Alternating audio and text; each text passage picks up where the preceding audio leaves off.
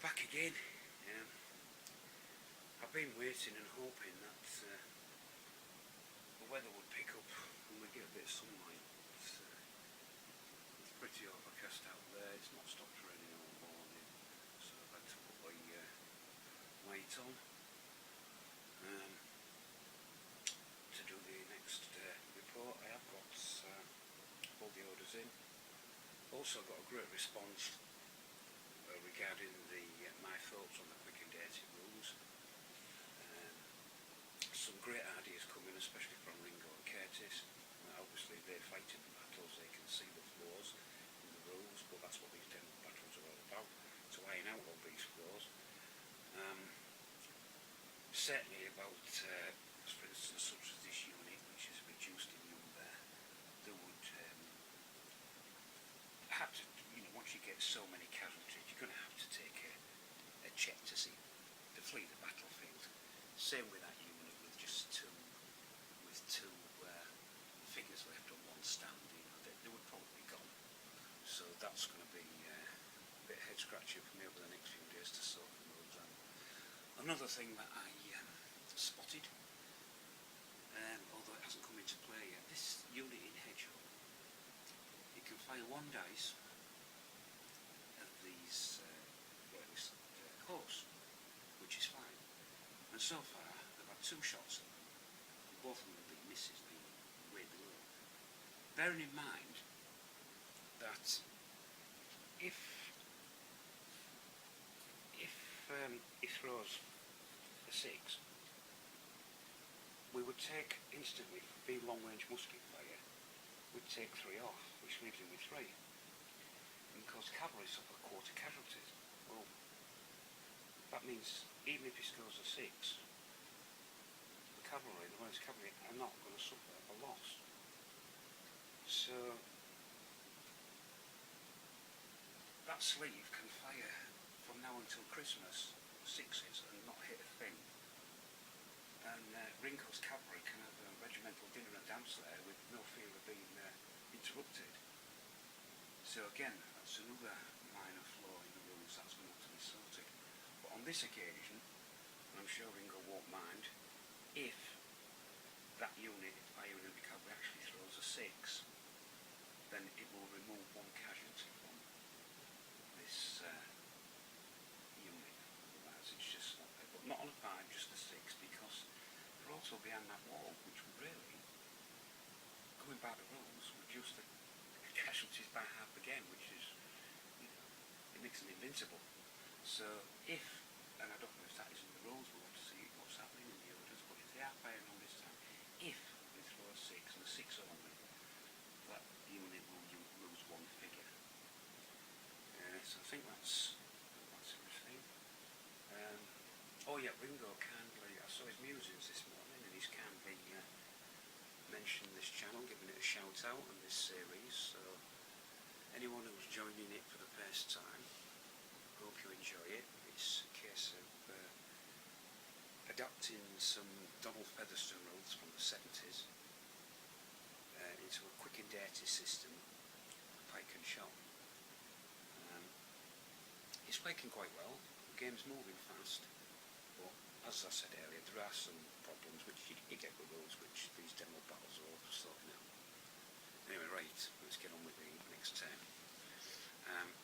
The Royalists have initiative, which means they go first, and Brigadier Simpkins is in verbal contact with all his men, so he doesn't have to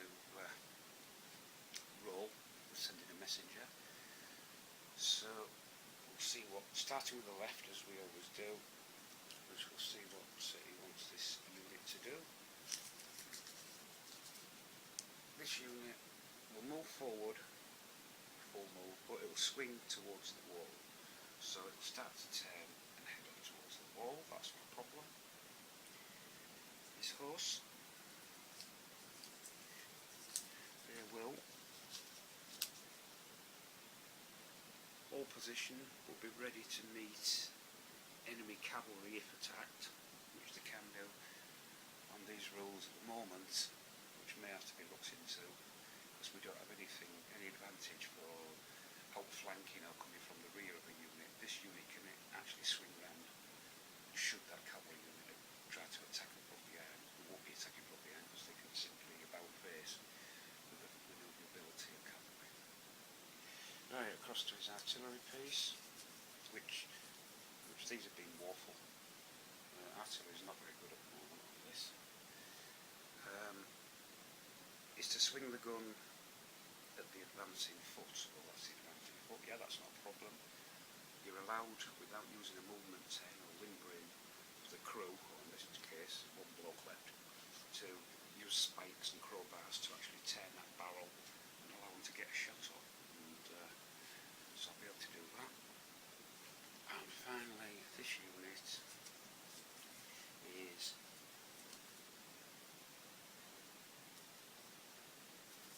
going to continue to fire. This is another thing we're looking at in the rules. Once a unit's engaged, they're not waiting for orders from on high. All this guy's concerned about is what's happening 12 foot either side of him. He don't care what's happening over there or over there. All he's concerned about is what's happening right here and now to him. He doesn't need orders from anybody else. He's going to do what he has to do. So that's something else what we're going to have to look at in the rules. Right, so we've got all that. So I'll move them and I'll come back to you. Done. So this unit's advanced 4 inches and now is swinging round to in the general direction of that wall.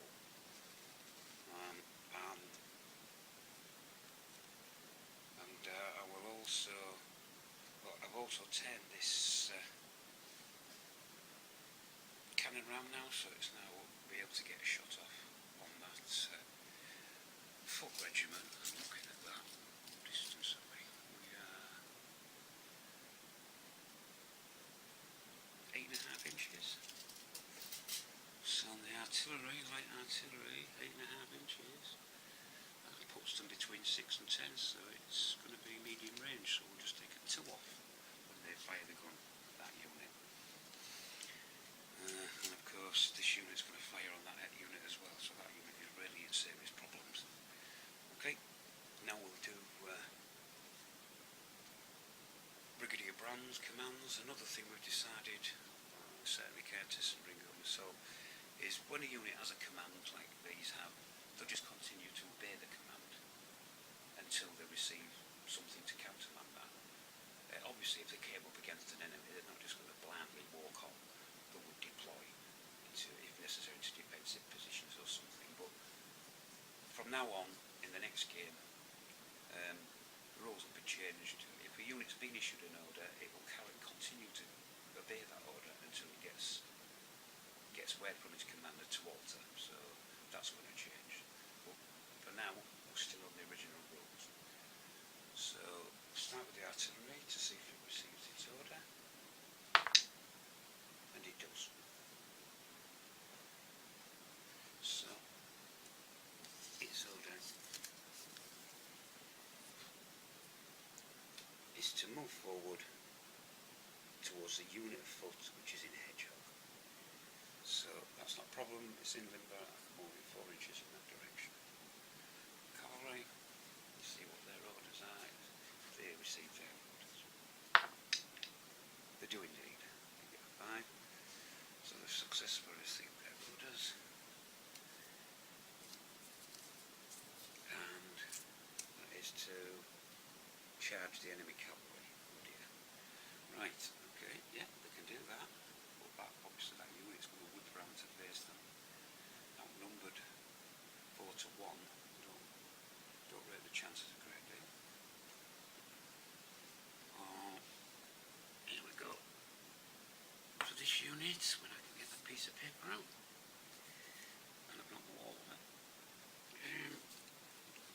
Is to continue to fire at the artillery and cavalry, and as we said earlier, if this unit gets a 6 on here, it will take a casualty, but only a 6. And finally here, this unit that advanced last time and was unable to fire.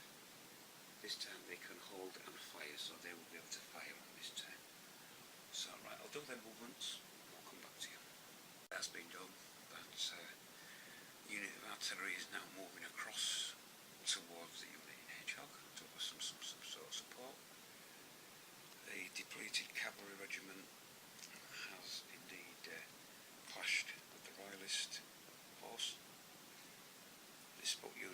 by. Technically, an enemy unit of horse is within 12 inches, so this regiment should go into hedgehog, and I think I'm going to have to do that, abiding by the rules of the current time. Even though they're fully engaged, they're within 12 inches, so this unit will have to go into hedgehog, so I'll do that. And then of course over here nothing's changed, we're all ready to roll, so I'll put this unit into hedgehog and come back to you.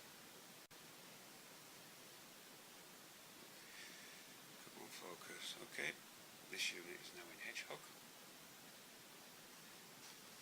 and this cavalry are clashing. So we'll start off with, let's remember this, come on, focus. We'll start with the cavalry clash. It is 8 versus 2, so the Royalists will get 3 dice. Parliament will get 1. We've got 4, 5, 6, 7 plus 3 for the shock breach dice is 10.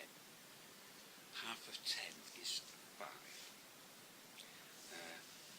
We can't do 5, so we round down to 4. Half of 4 is 2, which takes out the 2 enemy cavalry. But before they go, what can they do? A 3. Add to that 1, which is 4. Half of 4 is 2, and 1. They do inflict 1 casualty as they depart the field. So I'll put that next to the Royalist horse so I don't forget. But that unit of parliamentary horse is now gone. We'll now switch to the cannon, which is now firing on that unit. And now it can hit on a 6 and a 5. So we'll see what happens. Oh, now why am I throwing 2 dice? A 2. So, nothing. This unit has still got 14 musketeers, so it still qualifies for 4 dice. So we'll do what his unit is. So 6, 9, 10, 11. Well, what am I doing? I'm thinking of cavalry. So at medium range, that one is no good. That one is no good. The 6 becomes a 4, and the 3 becomes a 1. So 5 casualties on that unit from there. And that completes, I think, the Royalist cavalry. So I'll do the removal of casualties and remove that horse over there, and I'll come back to you. Right, that's been done. Those 2 parliamentary horsemen on their stand have now been removed. Remove the casualties from this now extremely depleted regiment. And we do the firing. Remember what we're saying about this, they are still at long range from this unit, but may be able to pick off that last man if they can throw a 6. Oof, a 5, so no, it's not a hit. Now, this unit, they've got 3 musketeers left, so they've got 1 dice. Remember, I only take 2 off this time, so we'll see what they do. 4. Take a 2 off, so that's 2 casualties. So this got 2 casualties on this unit. So I'll take 1 of each. I'll take a pikeman, and I will take a musketeer. So that concludes the firing for this round. Things are looking pretty grim for that unit. Both even if it gets into melee or firing, he's down to 1 die. His total score, even just against this unit, is going to be grim, both in firing and melee. He's now got a cannon trying to take pot shots at him. This cavalry unit is now free to, I assume, make short work of that artillery piece. This unit is now free to come out of Hedgehog and continue its march towards the centre here, so things are not looking very good for the parliamentarians at this stage. So General, Brigadiers rather, I'm not promoting you there, Brigadiers, if you would like to issue new orders, I can do some measurements just to let you know how things stand. For instance, that cavalry is spot on 14 inches, so they're 2 movements away from that artillery. What else have we? We know that they're just 12 inches from there to there, just around. These units are at medium range, we know. This unit of foot is, once he gets back into column, he's going to be 19 inches from that unit and 22.5 inches from that unit. So I hope that clears anything up, gives you an idea of your planning. We'll throw for the initiative in the next round, and again, with the fall of the dice the way they are at the moment, the Royalists will once again get initiative and will fire first. Even though that unit there with Brigadier Brown commanding it is at completely full strength, I think if he wishes to concede the game at this point, or maybe play one more turn, certainly up to you, Brigadier Brown. Leave it in your hands. If you can see a way out of this mess, then fine. So until the next update, I'll say bye for now, and thank you all for watching.